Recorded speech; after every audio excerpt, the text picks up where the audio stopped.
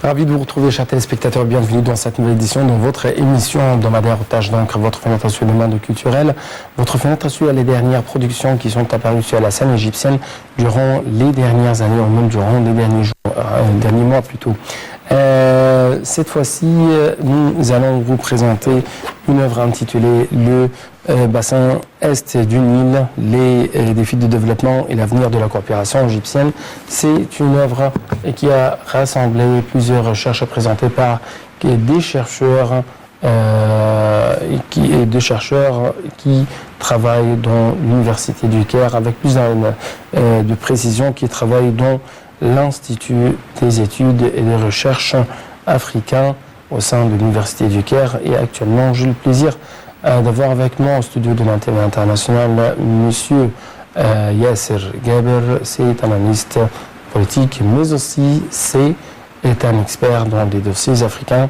Vous êtes toujours bienvenue. Annonce un bic au studio de Nile TV International, le bassin Est du Nil, les défis du développement et l'avenir de la coopération égyptienne. L'Égypte essaye pour toujours sortir du tunnel des combats et des défis concernant le bassin du Nil vers des horizons de la coopération fructueuse entre les frères africains.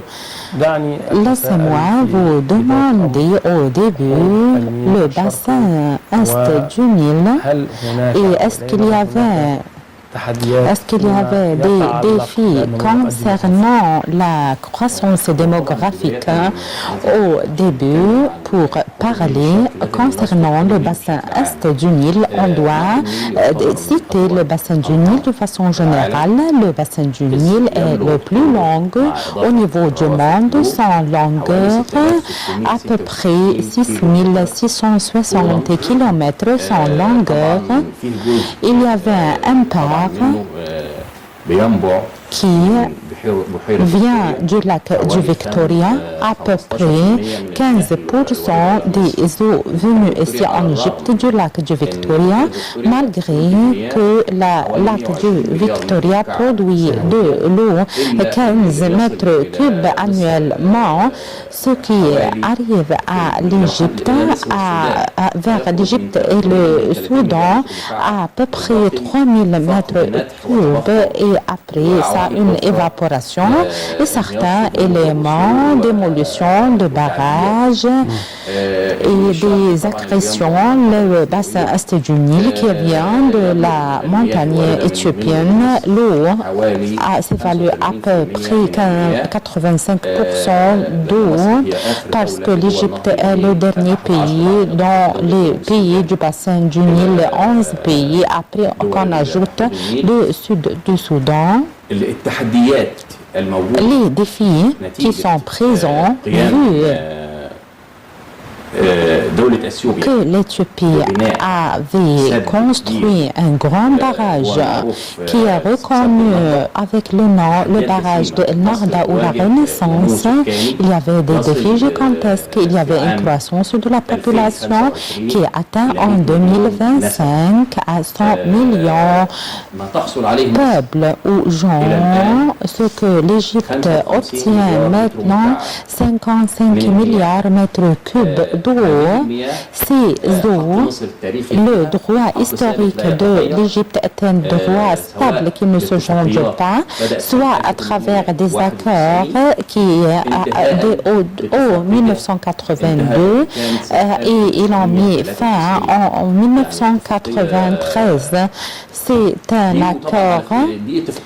Ce sont des accords stables et historiques, mais il y avait d'autres accords qui sont prévus. Ces accords en 1991, il y avait d'autres accords entre l'occupation britannique et l'Italie qui occupent un part dans le siècle africain, dans l'Éthiopie.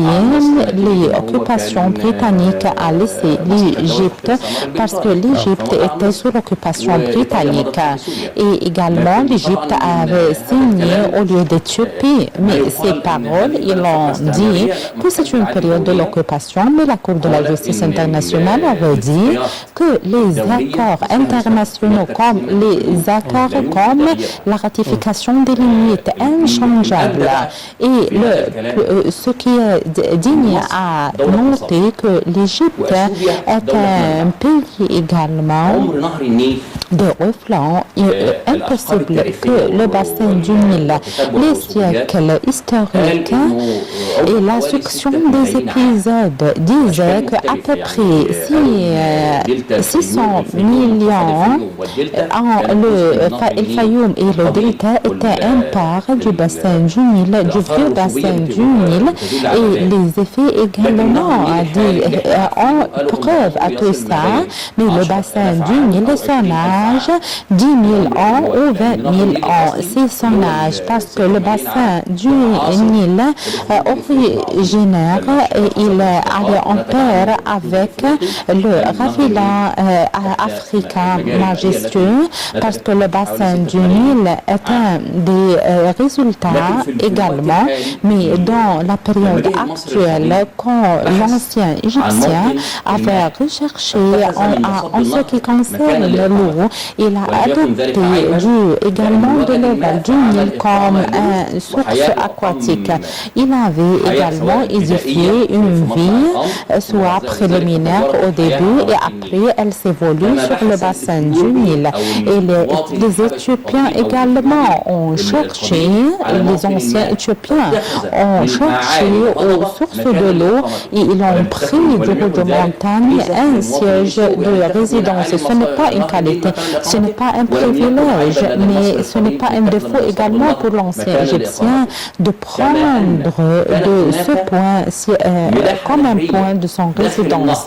Et il y avait également une maritime également à l'intérieur de la rivière, dont les Éthiopiens essayent d'accéder à la mer Méditerranée à travers le bassin du Nil. Donc, ils ont aussi besoin de territoire égyptien et d'entrer dans la mer Méditerranée à travers le bassin du Nil. Il y avait une commerce qui relie, il y avait des mouvements commerciaux qui relient entre l'Égypte et les peuples du bassin du Nil comme l'Éthiopie. C'est pourquoi l'Égypte essaye au cours de l'histoire de réaliser la complémentarité économique entre elle et entre ces pays à travers un genre de commerce divers, comme par exemple le commerce monétaire ou autre genre, autre aspect du commerce connu par l'ancien Égyptien. Je vais vous demander concernant le rôle de la culture pour renforcer la coopération entre l'Égypte et l'Allemagne.